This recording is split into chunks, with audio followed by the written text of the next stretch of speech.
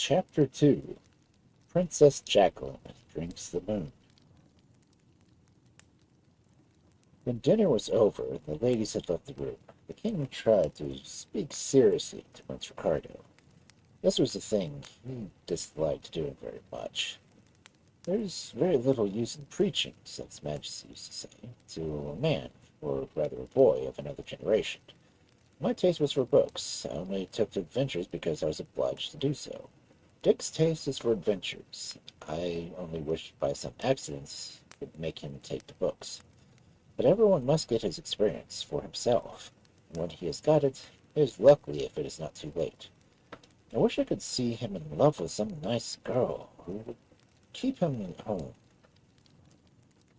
The king did not expect much from talking seriously to Dick. However, he began asking questions about the day's sport, which Ricardo answered with modesty.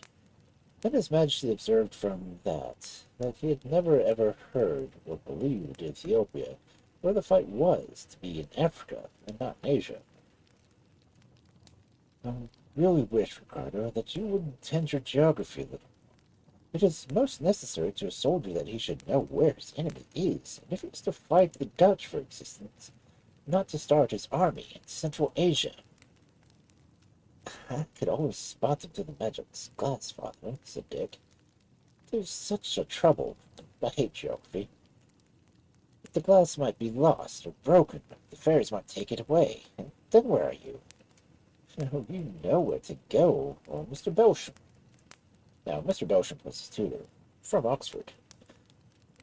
But I shall not always be here, and when I die— "Oh, don't talk of dying, sire," said Dick. Why, you're not very old. You may live yet. Besides, I can't stand the notion. You must live forever.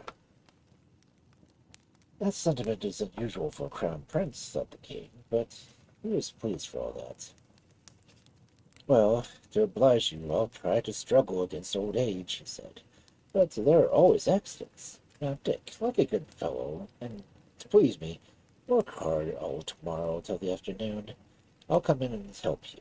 And there's always a splendid evening rise with trout at the lake just now, so you can have your play after your work. You'll enjoy it more, and I dare say you're tired after a long day with the big game. It used to tire me, I remember. I am rather tired, said Dick. Indeed, he looked a little pale, for a day in the inside of a gigantic sea monster is fatiguing, and from the heat of water and fresh air which are usually found in such places. I think I'll turn in. Good night, my dear old governor, he said, in an affectionate manner, though he was not usually given to many words. Then he went and kissed his mother and the Princess Jaqueline, whom he engaged to row him to the lake next evening while he fished. Don't you go muffling them when you're landing that, Jack, as you usually do. Then His Royal Highness, as he lit his bedroom candle. I wish you would not call me Jack, said the princess to the queen. It's better than Lena, my dear, said Her Majesty, who in late life had become fond of her little joke. That always sounds like someone else's fatter. And then I hope there's not someone else. The princess was silent and fixed her eyes on her book. Presently the king came in and played a game with Lena and Paquette. Then they were all going to bed. He had said, Just come to the study, Lena. I want you to write a few letters for me. The princess followed him and took her seat at the writing table. The letters were very short. One was to Herr Schnipp, the tailor to the king of the royal family. Another was to the royal sword-maker. Another to the boot-maker. Another to the optician. Another to the tradesman who supplied the august family with carpets, rugs, and others of His Majesty's habit. They were all summoned to be at the palace early next morning. Then His Majesty yawned and apologized and went to bed. The princess also went to her room, or bower as it was called, not to sleep. She was unhappy that Dick did not satisfy his father, and that he was so careless about all of the other things. Why does the king want all these tailors and hatters or something? Telescope makers and sword makers and shoemakers too, she asked herself, as she stood at the window watching the moon. I could find out. I could turn myself into a cat or a dog and go into the room where he was giving the orders. That is awkward, for when the servants see Rip, that's the dog's name, two places at once, they begin to think and talk about the palace being haunted, and it makes people talk. Besides, I know it is wrong to listen to what one is not meant to hear. It is often difficult to be a magician and a good girl. The temptations are strong, stronger than most people allow for. So she remained, with the moon shining on her pretty yellow hair and her white dress, wondering what the king intended to do, and whether it was something that Dick would not like. Stupid of me, she said at length. After all the lessons I've had, why, I can drink the moon. Now, this is a way of knowing what anyone else is thinking of and intends to do, for the moon sees and knows everything. Whether it is quite fair is another matter, but at all events, it is not listening.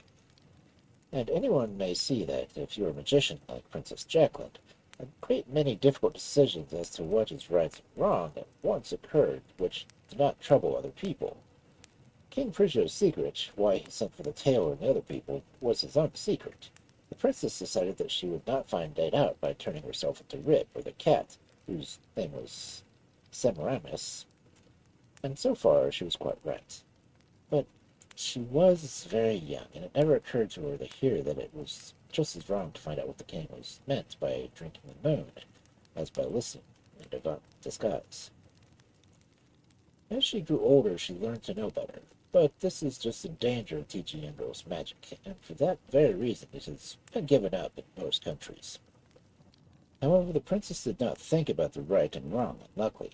She went to the bookcase and took down her Cornelius Agrippa, one great tall black volume with silver clasps which nobody else could open, for, as the princess said, there are books which it would never do to leave lying about where the servants or anybody could read them.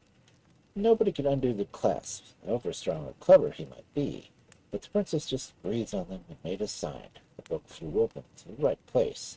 A book for Chapter 6, about the middle of page of 576. The magic spell was in Latin, of course, for the princess knew Latin very well, and soon she had the magic song by heart.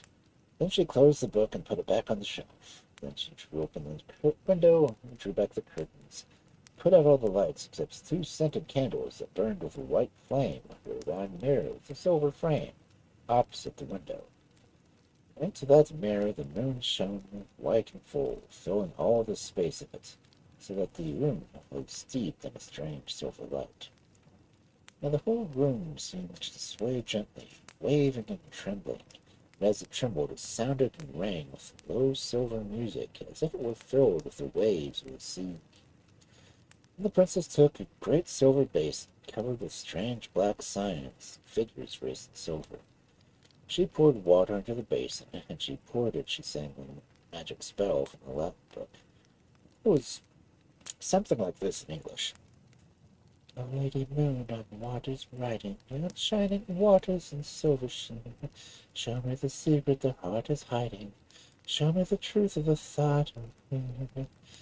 O waters wide where the moon is riding, that knows what shall be and what has been, tell me the secret the heart is hiding, wash me the truth of it clear and clean. As she sang, the water in the silver basin foamed and bubbled, and then fell still again. The princess knelt in the middle of the room, and the moon and the white light of the mirror of the moon fell into the water. Then the princess raised the basin, and stooped her mouth to it, and drank the water, spilling a few drops, and so she drank the moon, and the knowledge of the moon. Then the moon was darkened with a cloud, and it was darkness in the sky for a time, and all the dogs in the world began to howl. When the moon shone again, the princess rose and put out the two lights and drew the curtains, and presently she went to bed. Now I know all about it, she said. It was clever. Everything the king does is clever. He is so kind that I dare say he does not mean any harm, but it seems a cruel trick to play on poor Ricardo. However, Jaqueline is on the watch, and will show them a girl can do more than people think. As indeed she could. After meditating this way, the princess fell asleep, did not wake until her maid came to call on her. "Oh, your highness, what's this on the floor?" said the faithful Rosalind, as she was arranging the princess's things for her to get up. What is it? Asked the princess.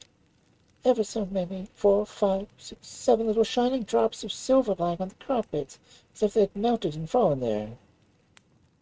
Have they not hurt the carpet? Said the princess. Oh dear, the queen won't be pleased at all. It was a light chemical experiment I was trying last night. She knew very well that she must have dropped 7 drops of the enchanted water. No, your Royal Highness, the carpet is not harmed, said Rosalind. Only your Royal Highness should do these things in the laboratory. Her Majesty has often spoken about it. Yes, you're right, said the princess. But there's no harm done. We'll say nothing about it this time. And Rosalind, you may keep the silver drops for yourself. Your Royal Highness is always very kind, said Rosalind, which was true, but how much better and wiser it was not to begin to deceive. We never know how far it may be carried, and so Jaqueline found out. When she went down to breakfast, there was the king in a great state of excitement for him. It's most extraordinary, said His Majesty. What is it? Asked the queen.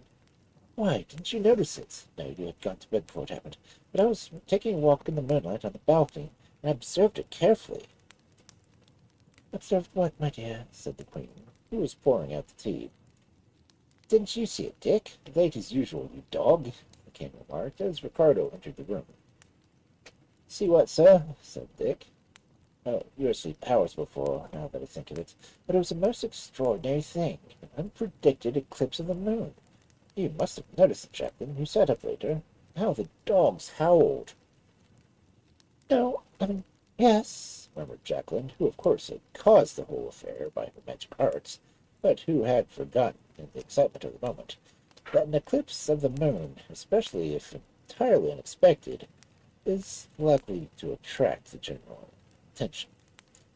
Jaqueline could not bear to tell a fib, especially to a king who had been so kind to her. Besides, fibbing would not alter the facts. Yes, I did see it, she admitted, blushing. Had it not been predicted? Not a word about it whispered anywhere, said His Majesty. I looked up the almanac at once. It's the most extraordinary thing I ever saw, and I've seen a good many. The astronomers must be duffers, said Prince Ricardo. I never thought there was much in the physical science of any sort. Most dreary stuff. Why, they say the earth goes around the sun, whereas any fool can see it's just the other way. King Prigio was struck aghast by the sentiment of the mouth of his son and heir, the hope of Pantuflia. But what was the king to say in reply? The astronomers of Pantuflia, who conceived that they knew a great deal, had certainly been taken by surprise this time. Indeed, they had not yet satisfactorily explained this eclipse of the moon, though they had written volumes about it. Why, it may be the sun next, exclaimed His Majesty. Anything could happen. The very laws of gravitation themselves may go askew. At this moment the butler, William, who had been in the Queen's family when she was a girl, entered and announced, "Some of the royal tradesmen by appointment to see your Majesty." So the king, who had scarcely eaten any breakfast, much to the annoyance of the Queen, who was not agitated by eclipses, went out and joined the tailors with the rest of them.